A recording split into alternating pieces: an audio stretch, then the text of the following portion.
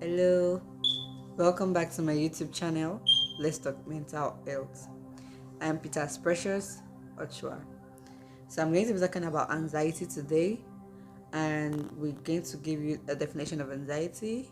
Anxiety is anything that's called it's a feeling of fear, nervousness, uneasiness, and the persistent feeling of worry or fear. And that's what basically anxiety is. So we need to understand that anxiety could a little anxiety every now and then is not a bad thing. At times we need it to help ourselves because it has positive and negative aspects to it. Now, a positive aspect anxiety can have to an individual is an individual preparing for a test or an examination is going to try and double up because he's anxious that he might fail and might not pass. So he has his good side. Now, anxiety becomes an issue when it starts to affect your daily living. Now, I'm going to talk about some basic symptoms of anxiety in an individual. Now, so some common symptoms of anxiety is feeling nervous or feeling of nervousness, restlessness or tense, having an impending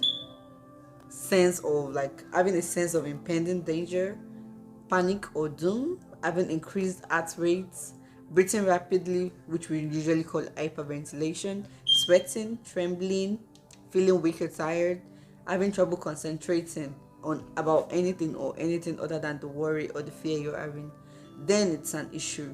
When it starts to affect your daily living, then anxiety is a problem and we really do need to look into it. Now, what are the common causes of anxiety, things that can trigger anxiety? We have mental conditions, we have physical condition, maybe sickness and illness. We have the effect of drugs. Some drugs do elicit um, issues, or not issues, do elicit anxiety. So when you should take notes, there are some drugs you take, and please do read the side effects of the drug. And if it's starting to affect your daily living, like anxiety and panic disorder and everything, please meet a specialist or a doctor to review it if it needs to be reviewed.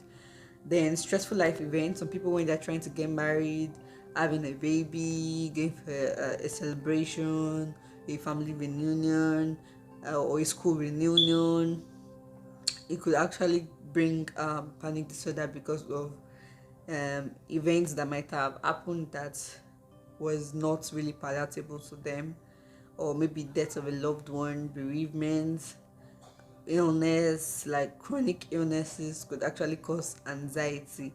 Then we also have, sorry, combination of all this. It could be all of them too. Then you just need to make sure that your anxiety condition that you're having is not a symptom of another medical condition. And anxiety disorder, when anxiety turns a disorder, is actually totally different from normal anxiety that people go through every day, day by day, and all that.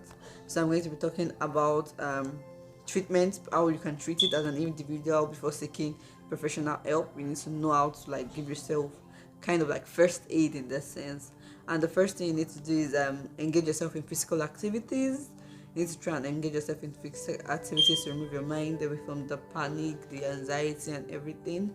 You need to eat healthy. My mom will tell you that you are what you eat, basically. So eat healthy things. There are some fruits that are depressants, some are stimulants. So we need to know what we're eating. So eat healthy diet, regular sleep. You need to sleep. A lot of adults do not sleep. They feel they do sleep, but they do not. You could be resting your body, but your mind is not resting. And we have our mind. Our mind is us, basically. So you need to rest your mind. You see people sleep and they wake up more tired than they went to bed. Please, when you do sleep, try to shut down your mind and actually rest your whole body, including your mind. Please take regular sleep. Do carry out exercises. Take relaxation exercises. And some people have opportunity to have support groups in their community. Please join the support group if need be. Please do join the support group. To manage symptoms effectively, you need to avoid some particular things like caffeine. As we know, caffeine is an anxiety inducer, of course. Alcohol too can also be increase one's anxiety. At times you might feel like the anxiety, the way it's doing, you want to take alcohol, you want to take caffeine, you want to take one of those things. Please do not take them.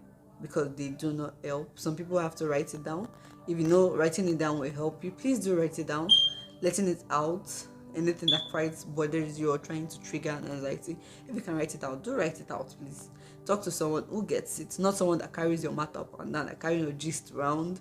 Do find a mantra. You can get a motivational quotes or something you say to yourself to help yourself. You can find it in your Bible, you can find it in motivational talks, you can find it in psychological talks, you can find it anywhere. Please do find a mantra and stick to it. Walk it off. Some people just take a walk and they become really calm. Take water. Water is life. Please do take enough water. And then, when should you seek medical care? I'm going to throw some questions out. If any of your answers to these questions are yes, please, you really do need to seek medical care.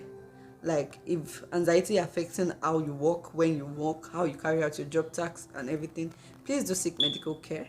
If the anxiety affects you completing your physical and activities or your daily living, please do seek medical care. And if you cannot work, please, maybe you are so anxious that you can't even get up to go to work because of anxiety, please do seek medical care. If you are unable to maintain a relationship due to anxiety, please do seek medical care. If you abuse alcohol or caffeine, please do seek medical care. If you abuse other substances, drugs, and all those things because of anxiety, please do seek medical care. If you have a persistent feeling of sadness and slow down, like your body response is extremely slowed down and everything, please do seek medical care. And most of all, you need to ask yourself, this feeling of anxiety, is it leading to the thought of suicide? Because we hear so many cases that they were just anxious and but you didn't know it was that bad and you heard that the person killed themselves. So please, if it's allowing you to think of suicide, please do seek medical care. You can check around you and you can, thank God for technology these days, you can just go online, type it, and you see care centers that can help you. Please do seek medical care. Taking your life, no, is not the way out, is not the option.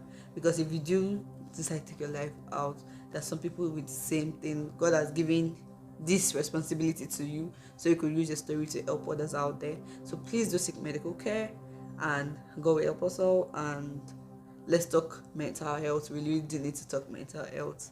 Is under emphasized, is under said. Please, we do need to talk mental health. Thank you for viewing. Stay blessed and try to watch out. Anxiety is real, and do not allow the anxiety get the better part of you. Thank you. Bye. Please do like and subscribe to my channel too. I would love to see you next time.